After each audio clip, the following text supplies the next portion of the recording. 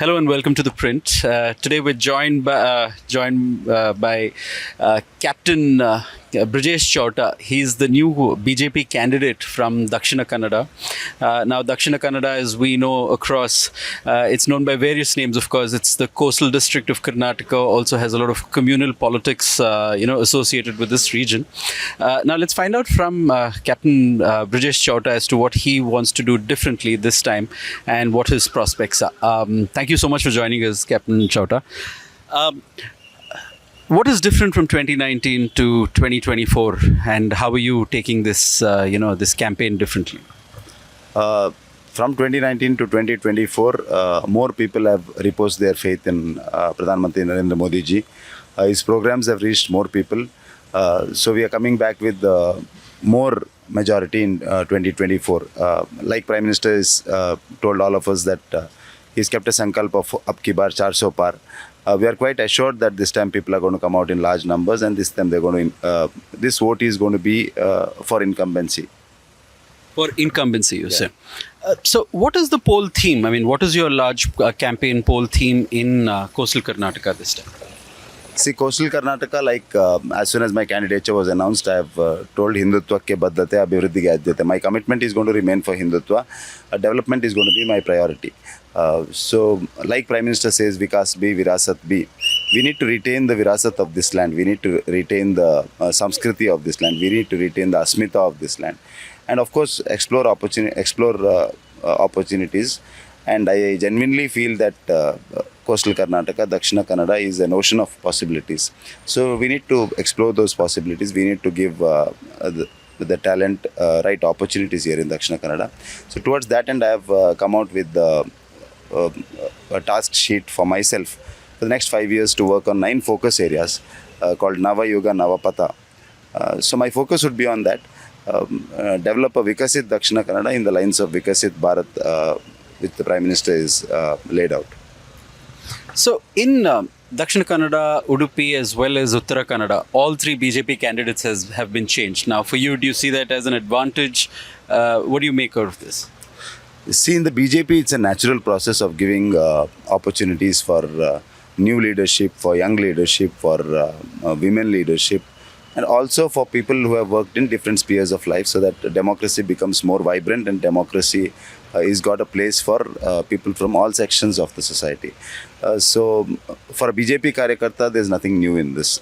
We have ML Ashwini contesting from Kasargod, myself contesting from this constituency, Kota Srinivas Pujari contesting from the Udupi constituency. So the BJP gives opportunities from all people from all walks of life. BJP is given an opportunity for a young Karyakarta, for a person who's worked in the army. So I feel this is an opportunity for a person like me to work under Prime Minister Narendra Modi. Now, this region has a lot of potential, but, ports and fisheries is one of them, but, couldn't really bloom as another economic hub of Karnataka. A large part of this was attributed to, let's say, the Hindutva, the communal sort of nature of this place.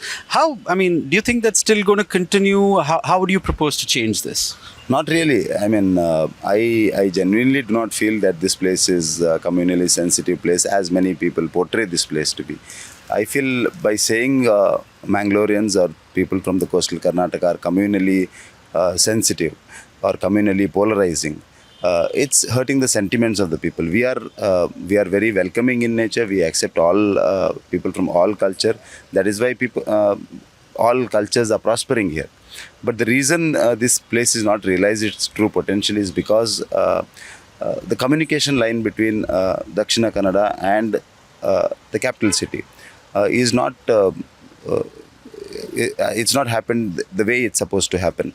I somehow feel that coastal Karnataka is given a stepmotherly treatment by the governments in Bangalore. The Congress is always treated... Respective party? The Congress is always treated Dakshina Kannada, is given a stepmotherly treatment to Dakshina Kannada. Whatever development has happened in Dakshina Kannada in terms of infrastructure started when 2006 when we had a 2020 government here, and thereafter in 2008 when B.S. Yediyurappa became the Chief Minister. Huge amount had come to Dakshina Kannada for the infrastructure development here. And if you see all the highways which are the work in progress highways in Dakshina Kannada. It all happened in the last 10 years. So my priority would be to ensure that all the highway projects which are happening in Dakshina Kannada, especially the BC Road to Adda Hole project and the BC Road to Punjal Katte and the Charmadi project. Similarly, the Bikarna Katte Karkala project and the Sampaji and Mani highway that's under DPR stage. All the highways, my priority is to ensure that it happens in a time-bound manner. My priority also would be to ensure that from Addahole to Marnahalli, the Shiradi Ghat section, we need to work on a new all-weather road which ensures that men and material move from Mangalore to Bangalore in a very short time. We also need to explore a possibility of a new railway line through the Shiradi Ghat, because only then the Mangaluru Port can facilitate Bangalore, can facilitate growth in Hassan, can facilitate growth in Tumkur. So Bangalore highway and Bangalore rail line should be a priority, topmost priority for Karnataka's development. It's not just for Mangalore development. People sitting in Bangalore, the politicians sitting in Bangalore, the bureaucrats sitting in Bangalore should understand the importance of this highway and the railway line, because Mangalore is the major commercial port of Karnataka. So we need to use this port, we need to develop this port. And this port can be developed only if you develop a communication line through this, because today Bangalore is dependent on Chennai port. We need to reduce this dependency and ensure that Mangalore port develops. So I would press upon this need. I would also try to build a strategic importance for this road and rail line. So this would be my topmost priority, even in the 9 task sheet which I have laid down for myself. This is the topmost priority. So you speak so much about development and other things. So where does Hindutva feature in all of this? Is that also going to be a priority area of yours? See, Hindutva is strategically misrepresented by a few agenda-driven people. Hindutva means Vikas bhi, Virasat bhi. It's about retaining our Samskriti, it is about retaining our Virasat and then doing development. Hindutva means Sabka Saath, Sabka Vishwas and Sabka Prayas. Hindutva means Ramarajya. Hindutva means taking everybody along. But at the same time, Hindutva also means when your culture is under attack, when your Asmita is under attack, you stand up and face that firmly.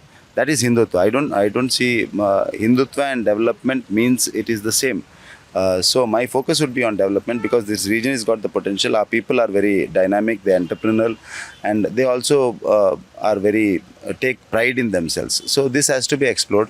So I would try to build an ecosystem, build a narrative around this. Also ensure that people in Bangalore understand the importance of Mangalore and Mangalore Port. By developing this, it also can add on to the GDP of Karnataka. This is what I strongly believe. My 9 task sheet is already laid out. Slowly I'm going to build on that. I'm going to consult people who are experts on this field, people who believe in Mangalore's potential, people who believe in coastal Karnataka's potential. Like in Gujarat, when Pradhan Mantri Narendra Modi took over as the Chief Minister in 2001, in 2004 he conducted a vibrant Gujarat summit, and thereafter Gujarat's coastline is developed today. Gujarat is also the major trading hub today in India. Similar lines I want to develop Mangalore. And I genuinely feel in Dakshina Kannada and Kota Srinivas Pujari in Udupi, together we can think of a development along the coastline which would facilitate development of Karnataka, which would add on to the GDP of Karnataka. The Prime Minister also, held a roadshow here. He campaigned here.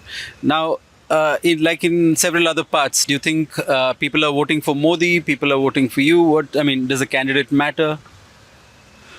See, this election is about Modi. This election is about the nation. This election is about continuing the good work what Modi has done in the last 10 years. So Modi is our biggest asset. Narendra Modi means development. Narendra Modi means Hindutva. Narendra Modi means welfare of the poor, the farmers, the Nari Shakti and the youth.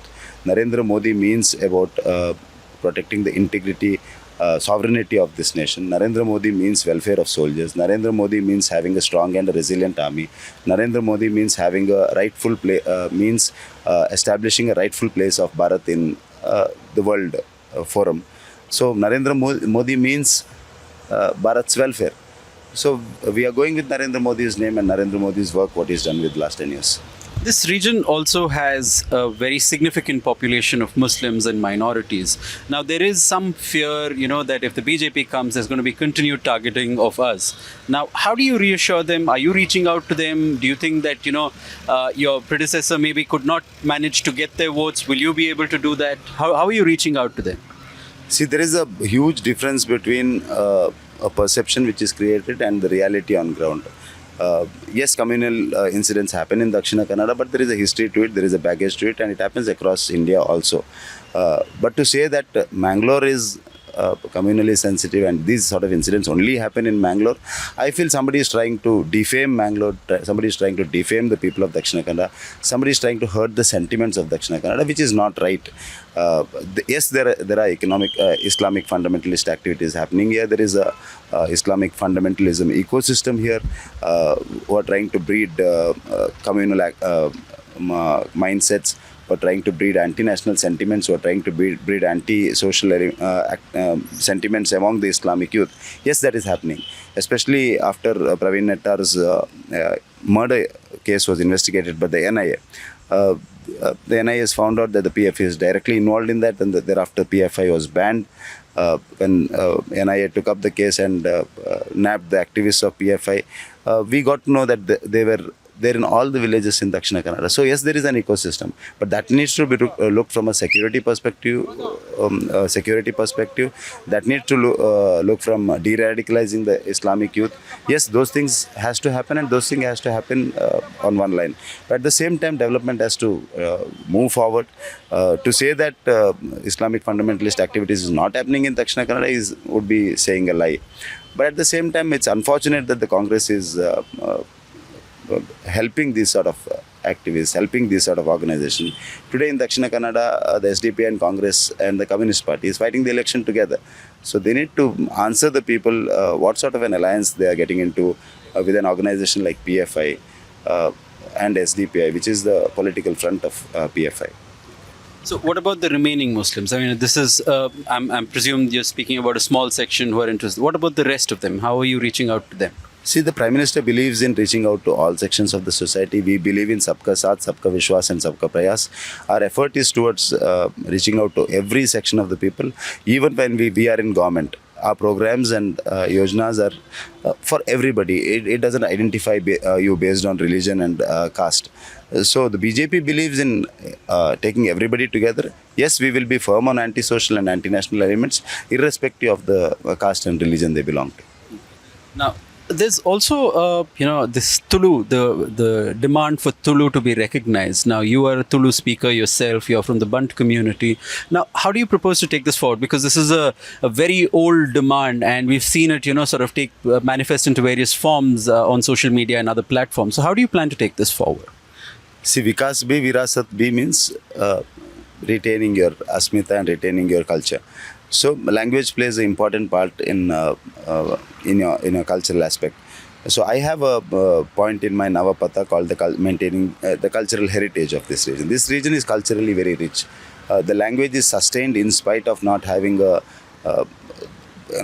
government patronage, in spite of not having proper script for itself. But yes, we speak the language, and we love the language.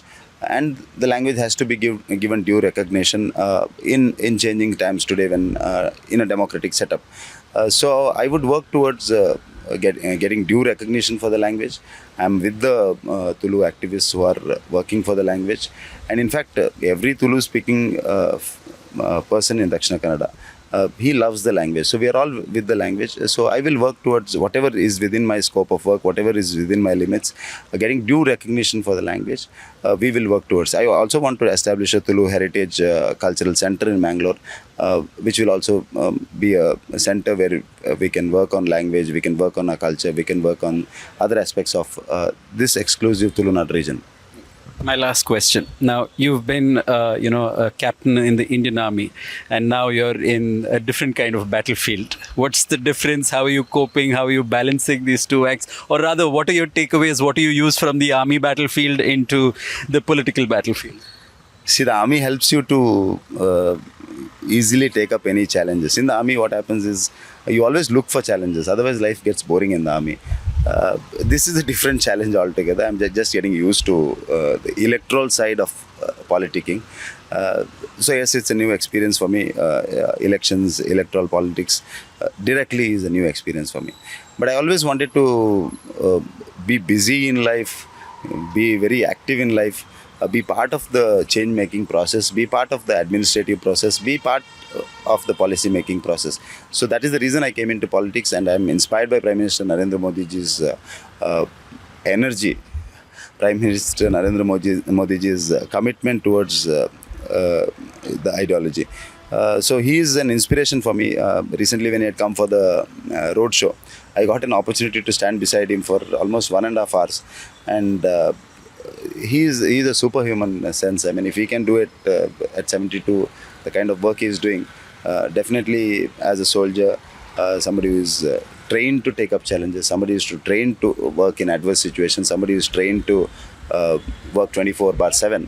I feel I will be able to do justice to the role which I'm offered now. Thank you so much for talking to us. Thank you.